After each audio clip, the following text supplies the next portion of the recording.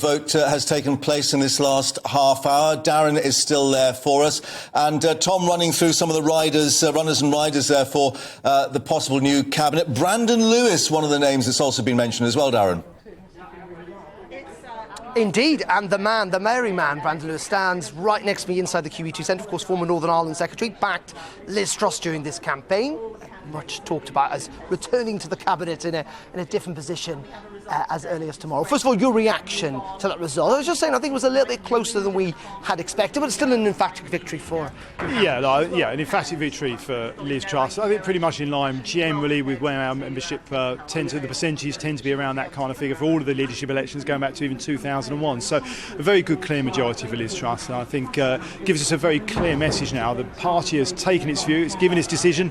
We now come back together, get behind the leader of the party and next Prime Minister and get on with delivering for people. I mean, I do want to look forward a little bit, but just let's look back first. I mean, this election campaign went for so long, didn't it? You know, people quite worried about what's going to happen this autumn, winter. It's quite introspective for the Conservative Party to spend so long deciding who the new leader should be.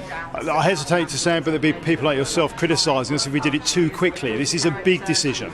We want to get round the whole country. Look, as somebody I was chairman of the party and organised the 2019 leadership campaign. You've got to organise the hustings all over the country, give members a chance to put their questions, give the candidates the chances to answer those questions, both at the live events, online events. So it does take a bit of time, and I think a decision like this is right that we take the time for the members to have the chance to get it right. In saying that, those decisions are going to have to be made, but they're going to be difficult decisions and they're going to be divisive decisions. Can Liz Truss unite this party?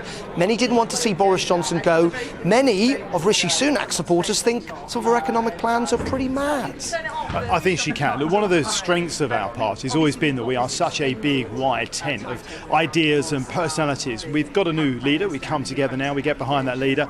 Look, I think we'll see in the next week or so Liz and her new Chancellor, when they're appointed, putting forward a package of measures that people recognise are going to make a positive difference, a real difference, in a way that we can all get behind and make sure we're helping people across the country. Are we looking at an energy price cap? Well, I'm not going to predict. I think we're wrong. It's market sensitive. We haven't had the fiscal event yet. As you know, it's always wrong to prejudge. Is it in principle a bad idea? I think in principle what we've got to do is make sure we are affecting the challenges to people's pockets, those cost of living challenges they're facing today, whilst, as Liz Truss has outlined just a few moments ago, dealing with the longer term supply issues. So we're able to be more resistant to these issues in the future as well.